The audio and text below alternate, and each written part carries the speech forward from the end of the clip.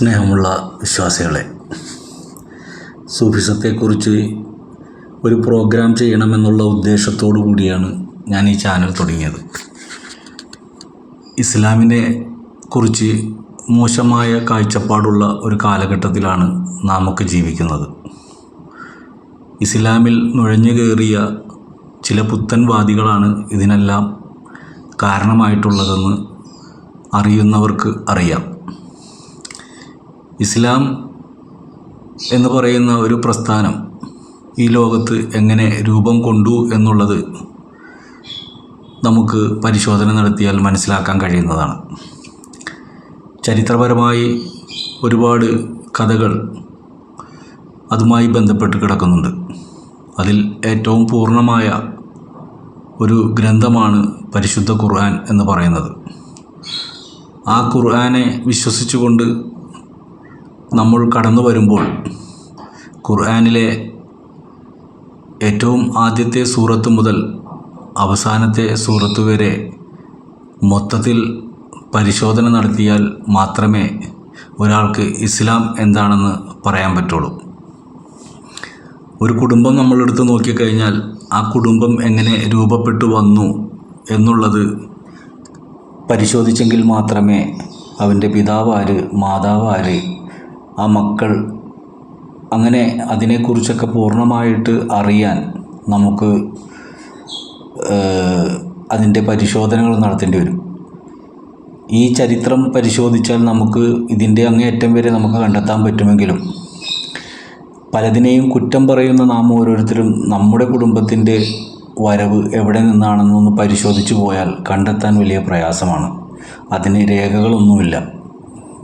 ഇന്ന് ഇസ്ലാമായി കേരളത്തിലോ അല്ലെങ്കിൽ ഇന്ത്യയിലൊട്ടാകെ ജീവിക്കുന്ന മുസ്ലിം സമുദായം എങ്ങനെയാണ് മുസ്ലിമായി മാറിയത് എന്നുള്ളത് പരിശോധിച്ച് ഓരോ വ്യക്തികളും അവരവരുടെ പിതാക്കന്മാരെ പരിശോധിച്ചു പോകുമ്പോൾ അതിൻ്റെ അങ്ങേ തലയ്ക്കൽ ഒരുപക്ഷെ ഒരു ക്രിസ്ത്യൻ പരമ്പരയോ അല്ലെങ്കിൽ ഒരു ഹിന്ദു പരമ്പരയോ നമുക്ക് കാണാൻ കഴിയും. അത് പരിശോധിച്ചു പോയെങ്കിൽ മാത്രമേ പറ്റുകയുള്ളൂ. എങ്കിലും അതിന് രേഖകളൊന്നും ഉണ്ടാകാൻ സാധ്യതയില്ല. എങ്കിൽ ഇസ്ലാമിൻ്റെ ചരിത്രം പരിശോധിച്ചു പോയാൽ നമുക്കതിൻ്റെ രേഖകൾ കണ്ടെത്താൻ പറ്റും. അള്ളാഹുവിൻ്റെ റസൂൽ ഈ ലോകത്ത് ജന്മം കൊണ്ടത് മുതൽ ഇസ്ലാം പ്രസ്ഥാനം എങ്ങനെ ഉണ്ടായി എന്നുള്ളതും അതിനുശേഷം അവരോട് മുഹബത്ത് പുലർത്തിയ അവരുടെ അനുയായികൾ എങ്ങനെ സഹാബത്തുക്കളായെന്നും ആ സഹാബത്തുകളോട് നീതി പുലർത്തിയ ആളുകൾ എങ്ങനെ ഔലിയാക്കന്മാരായി എന്നും ഉള്ള ചരിത്ര രേഖകൾ നമുക്ക് കണ്ടെത്താൻ പറ്റും. പക്ഷേ നമ്മുടെ കുടുംബത്തിൻ്റെ അങ്ങേ തല കണ്ടെത്താൻ നമുക്ക് വലിയ പാടാണ്. അപ്പം അത് കണ്ടെത്താൻ കഴിയാത്ത നമ്മളാണ് എല്ലാ തരത്തിലും രേഖാമൂലമുള്ള ഈ ചരിത്രത്തെ അപമാനിക്കാൻ ഇറങ്ങി നടക്കുന്നത്. യുദ്ധമില്ലാത്ത ഒരു പ്രസ്ഥാനങ്ങളും ലോകത്തുണ്ടായിട്ടില്ല.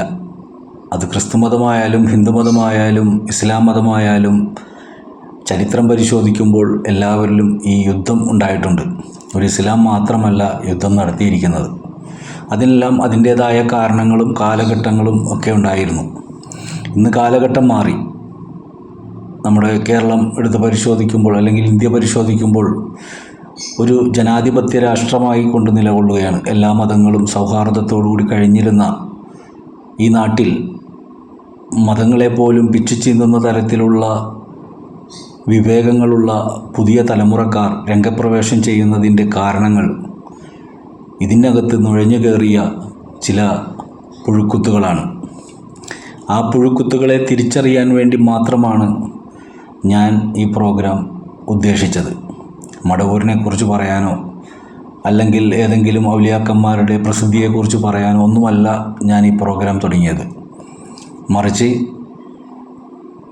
ഈ ഇസ്ലാം എന്താണെന്നും അതിൽ സൂഫിസം എന്ന് പറയുന്ന പ്രസ്ഥാനത്തിൻ്റെ കാര്യക്ഷമത എന്താണെന്നും അതിൽ വന്നുപോയ ഓരോ ആളുകളും അവരുടെയൊക്കെ ജീവിത രീതികളും അവർ എന്താണ് ഉദ്ദേശിച്ചതെന്നും ഒക്കെ ബോധ്യപ്പെടുത്തി കൊടുക്കാൻ വേണ്ടി മാത്രമാണ് ഈ ചാനൽ തുടങ്ങിയത്. പക്ഷേ ഒരു നല്ല ഭക്ഷണം കൊണ്ടുവന്ന് വെക്കുമ്പോൾ എവിടുന്നോ പറന്നു വരുന്ന ഈച്ചയെ പോലെ പരിഹസിക്കാൻ വേണ്ടി മാത്രം ജന്മമെടുത്ത ഒരു വിഭാഗം ആളുകളുണ്ട്. അവർ പരിഹസിച്ചു കൊണ്ടേയിരിക്കും. അത് നമുക്കാർക്കും തിരുത്താൻ കഴിയുന്നതല്ല. ഏത് രോഗത്തിനും മരുന്നുണ്ട്. ഒരു മനുഷ്യന് സംശയമുണ്ടായിക്കഴിഞ്ഞാൽ ആ സംശയം മാറ്റാനുള്ള മരുന്ന് ഇന്നേ വരെ കണ്ടുപിടിച്ചിട്ടില്ല. അപ്പം അതുകൊണ്ട് ഏതൊരു പ്രസ്ഥാനം വളർന്നു വരുമ്പോഴും ആ പ്രസ്ഥാനത്തിന് നേരെ പുഴുക്കൾ കടന്നു വരുന്നത് സ്വാഭാവികമാണ്. നല്ലൊരു മാങ്ങയുണ്ടായാൽ ആ മാങ്ങയിൽ പുഴു കയറുന്നത് പോലെ നല്ല മനുഷ്യരുടെ ഇടയിലേക്ക് ഇത്തരം പുഴുക്കൾ വേഗത്തിൽ കടക്കും. നല്ലത് പ്രവർത്തിക്കുന്ന സ്ഥലങ്ങളെല്ലാം ഇല്ലാതെയാക്കാൻ ശ്രമിക്കും. നല്ലത് പറയുന്നവനെ ഇല്ലാതാക്കാൻ ശ്രമിക്കും. തിന്മയുടെ ഒരു ലോകമാണ് ഈ കൂട്ടർ ഉദ്ദേശിക്കുന്നത്. ഞാൻ നേരത്തെ പറഞ്ഞ പോലെ അൽ-ബഖറ സൂറത്തിൽ പറഞ്ഞ അവർ സൽക്കർമ്മങ്ങൾ മാത്രമാണല്ലോ ചെയ്യുന്നതെന്ന് അവർ പറയും. അപ്പോൾ ആ കൂട്ടർ സൽക്കർമ്മം ചെയ്യുന്ന രീതിയിലാണ് കാര്യങ്ങൾ മുന്നോട്ട് കൊണ്ടുപോകുന്നത്. ഇന്നിവിടെ നടക്കുന്ന ഏതൊരു ഭീകര ആക്രമണം എടുത്ത് പരിശോധിച്ചാലും അതിൻ്റെ പുറകിൽ പ്രവർത്തിക്കുന്നത് ഏത് വിഭാഗമാണ്, ഇസ്ലാമിലുള്ള ഏത് വിഭാഗമാണ് അതിന് പ്രാധാന്യം നൽകുന്നത് അല്ലെങ്കിൽ മുൻതൂക്കം നിൽക്കുന്നതെന്ന് പരിശോധിച്ചാൽ മനസ്സിലാക്കാൻ പറ്റും. ഇസ്ലാമിൽ സുന്നി എന്നും മുജാഹിദ് എന്നും ജമാഅത്ത് ഇസ്ലാമി എന്നും ഷിയാക്കളെന്നും തബ്ലീഗ് എന്നും എന്നൊക്കെ പറഞ്ഞുകൊണ്ട് ഒരുപാട് വിഭാഗങ്ങളുണ്ട്. ഇവിടെ ഭീകരവാദം നടത്തുന്നത് ഏത് വിഭാഗമാണെന്നാണ് പരിശോധിക്കേണ്ടത്. അല്ലാതെ എവിടെയെങ്കിലും ഒരു തലയിൽ തൊപ്പി വെച്ചവൻ ഭീകരാക്രമണം നടത്തിയാൽ അത് ഇവിടെയുള്ള എല്ലാ മുസ്ലിങ്ങളിലും അതിന് കുറ്റക്കാരനായി മാറുന്ന രീതിയിലാണ് വാർത്തകൾ പ്രചരിക്കുന്നത്.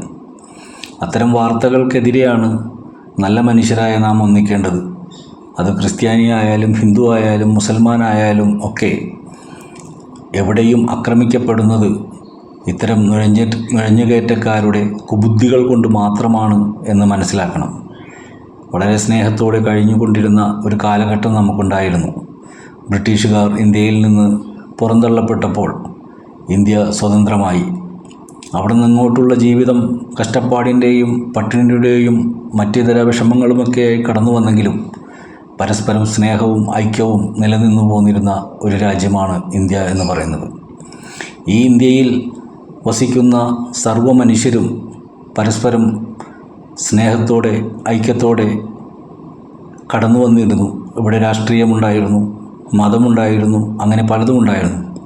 അതിനൊന്നും വലിയ വിപ്ലവങ്ങളൊന്നും ഉണ്ടായിരുന്നില്ല. ഇന്ന് സോഷ്യൽ മീഡിയയും മറ്റു ഇതര വെബ്സൈറ്റുകളുമൊക്കെ വന്നപ്പോൾ ഏതൊരു വിഡ്ഢിക്കും പ്രഭാഷണം നടത്താനും അതുപോലെ തന്നെ വിഡ്ഢിത്തരങ്ങൾ വിളിച്ചു പറയാനുമൊക്കെയുള്ള ഓരോ ചാനലുകൾ സൃഷ്ടിക്കപ്പെടുകയാണ്. ഇപ്പോൾ ഇതിലൂടെ ഞാനും പറയുകയാണ്. ഞാൻ പറയുന്നത് വിഡ്ഢിത്തരമാണോ അല്ലയോ എന്ന് ചിന്തിച്ചു നോക്കുക. എല്ലാവരുടെയും ഭൂരിപക്ഷം നോക്കിയല്ല വിഷയത്തിനെ ആസ്പദമാക്കേണ്ടത്.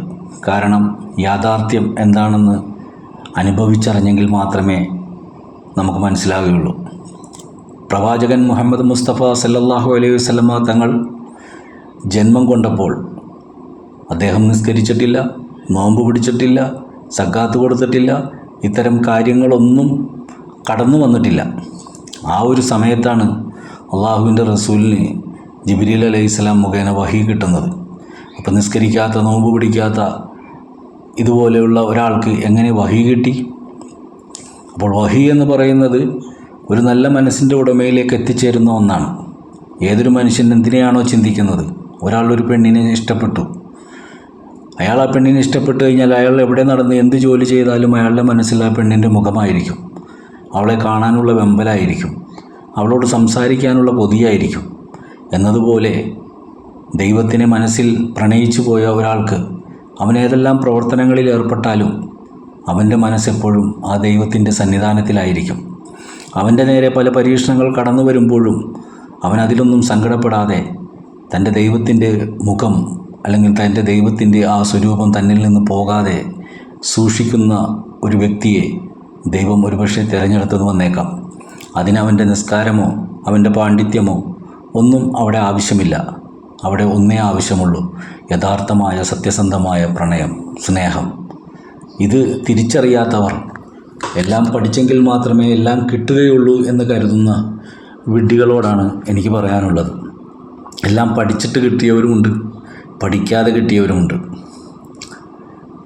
അപ്പോൾ ഏതൊരു കാര്യവും അതിൻ്റെ ഇൻസ്റ്റിറ്റ്യൂട്ടിൽ പോയി കഴിഞ്ഞാൽ മാത്രമേ കിട്ടുകയുള്ളൂ എന്ന് കരുതുന്ന ആളുകൾ മനസ്സിലാക്കുക.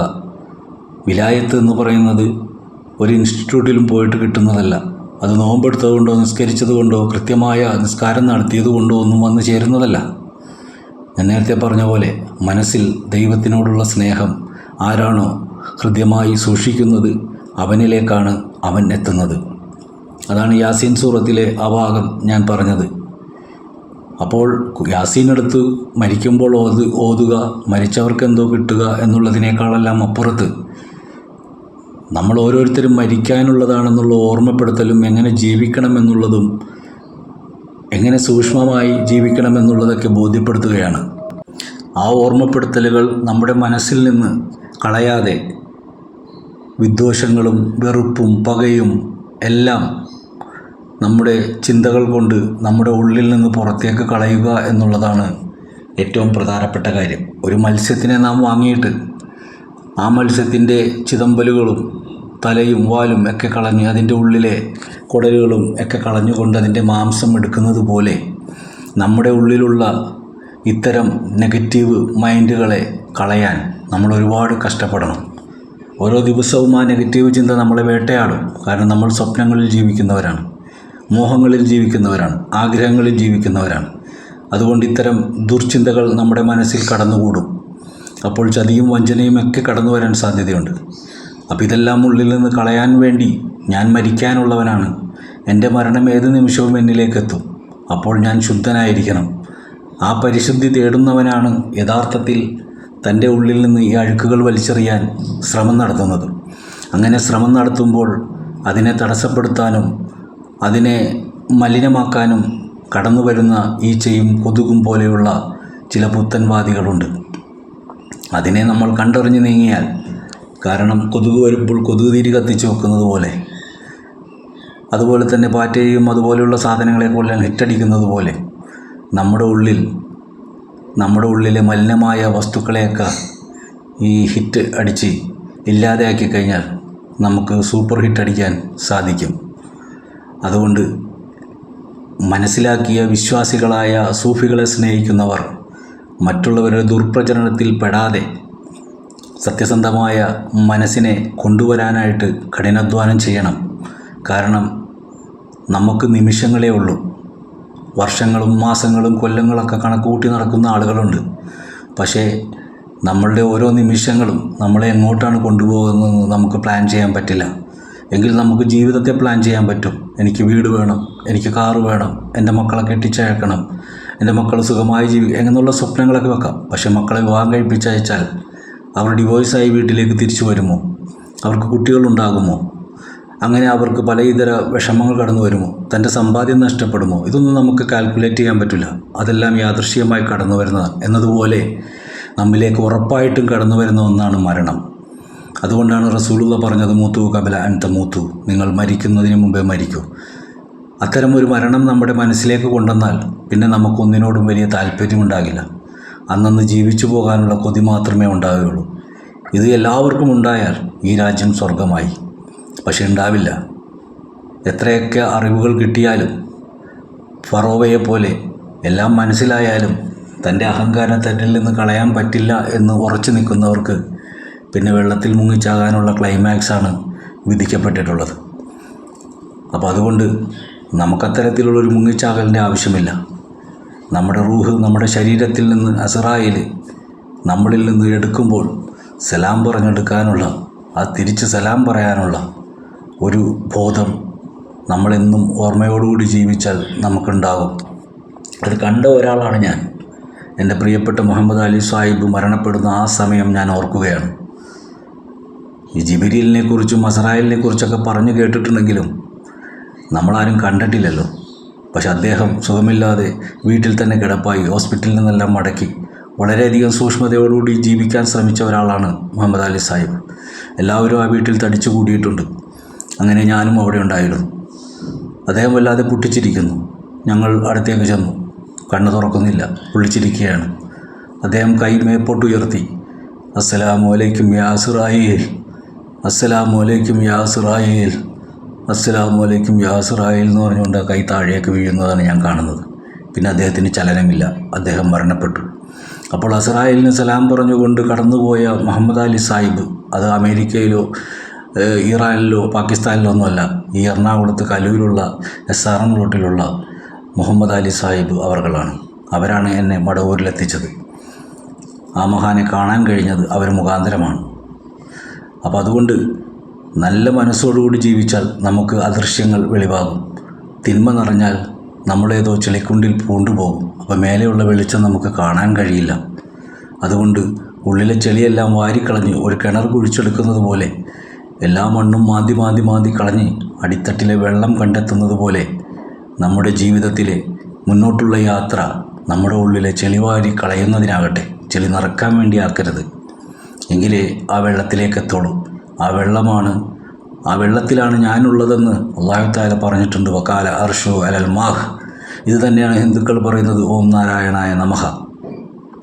അപ്പോൾ രണ്ടു കൂട്ടരും ഒരുപോലെ പറയുകയാണ്, വകാല അർഷു അലൽ മാഹ്, വെള്ളത്തിന് മീതെ ആധിപത്യം സ്ഥാപിച്ചവൻ. ഓം നാരായണായ നമഃ, വെള്ളത്തിന് മീതെ ആധിപത്യം സ്ഥാപിച്ചവനെ ഞാൻ സ്തുതിക്കുന്നു എന്നാണ്. അപ്പോൾ നാരവും അയനവും ചേർന്നുകൊണ്ട് നാരായണനായി. അതിനൊരു രൂപം അവരുണ്ടാക്കിയെന്നേ ഉള്ളൂ. വിശ്വാസങ്ങൾ പരിശോധിക്കുമ്പോൾ എല്ലാം ഒന്ന് തന്നെയാണ്. അപ്പോൾ അവരതിനൊരു രൂപമുണ്ടാക്കി പ്രാർത്ഥിക്കുമ്പോൾ അത് ശിർക്കാണെന്ന് പറയുന്ന നമ്മൾ തന്നെയാണ് ഏറ്റവും വലിയ വിഡ്ഢികൾ. കാരണം ഫറോവ ഉണ്ടാക്കിയ ആ ഒരു രൂപമല്ല ഇവരുണ്ടാക്കിയ ആ രൂപമെന്ന് പ്രത്യേകം മനസ്സിലാക്കണം. ഇതൊക്കെ മനസ്സിലാക്കാനായിട്ട് പരിശ്രമിച്ചെങ്കിൽ മാത്രമേ നടക്കുകയുള്ളൂ. അല്ലാതെ രാവിലെ ജോലിക്ക് പോയി ജോലി തിരക്കും കഴിഞ്ഞ് എവിടെയെങ്കിലും വിശ്രമവേളയിലിരിക്കുമ്പോൾ തനിക്ക് കിട്ടിയ കൊച്ചറിവുകളും വെച്ചുകൊണ്ട് ഏതെങ്കിലും പോയിന്റുകൾ കാണുമ്പോൾ വേഗം അതിന് ചാടിക്കയറി മറുപടി പറയുന്നവർ ആണ് ഏറ്റവും അധികം ഉള്ളവർ. എൻ്റെ തലയും വാലും അവർക്കറിയില്ല. അപ്പം അതുകൊണ്ട് അങ്ങനെ ജീവിക്കുന്ന ആളുകളോട് നിങ്ങൾ സൂക്ഷിക്കുക. കാരണം റസൂലുള്ളാഹി പറഞ്ഞ ഒരുപാട് പ്രവചനങ്ങൾ നടന്നുകൊണ്ടേയിരിക്കുകയാണ്. അവർ പറഞ്ഞ ഏറ്റവും പ്രധാനപ്പെട്ട ഒരു പ്രവചനം കൂടിയുണ്ട്. നിൻ്റെ അവസാന കാലത്ത് ഏറ്റവും അധികം ആളുകൾ എൻ്റെ അരികിലുണ്ടാകുന്നത് അത് ദരിദ്രന്മാരായിരിക്കും. അതായത് ആ ദരിദ്രൻ്റെ ഉള്ളിലെ സ്നേഹം ഉണ്ടാവുകയുള്ളൂ, സത്യം ഉണ്ടാവുകയുള്ളൂ. അവൻ്റെ ഉള്ളിലെ കണ്ണീരാണ് ഏറ്റവും വലിയ സത്യം. അവനിക്ക് തെറ്റ് ചെയ്യാൻ കഴിയില്ല, അവനിക്ക് ആരെയും ഉപദ്രവിക്കാൻ കഴിയില്ല. പണമുള്ളവനിക്ക് ആരെയും വീഴ്ത്താം, എന്തും വാങ്ങാം, എന്തും ചെയ്യാം. പക്ഷെ പണമില്ലാത്തവനിക്ക് മുന്നോട്ട് പോകാൻ വലിയ പാടാണ്. അതുകൊണ്ട് അല്ലാഹു തആല ദരിദ്രരെ ധാരാളമായി സൃഷ്ടിച്ചു. കാരണം അവരുടെ കണ്ണീരാണ് ദൈവത്തിനെ ഇവിടെ പിടിച്ചു നിർത്തുന്നത്. ഇന്ന് രാഷ്ട്രീയക്കാർ പോലും ജീവിക്കുന്നത് ഈ പട്ടിണി പാവങ്ങളെ കൊണ്ട് തന്നെയാണ്. അതുകൊണ്ട് അവരൊരിക്കലും ഈ പട്ടിണി മാറ്റില്ല. അവരുണ്ടെങ്കിലേ ഈ രാഷ്ട്രീയക്കാരുള്ളൂ, അവരില്ലെങ്കിൽ രാഷ്ട്രീയക്കാരില്ല. എവിടെയും കൊല്ലാനും അറുക്കാനും ചതിക്കാനുമൊക്കെ ഈ കൂട്ടരെ ഉപയോഗിക്കാൻ പറ്റുള്ളൂ, പണമുള്ളവനെ ഉപയോഗിക്കാൻ പറ്റില്ല.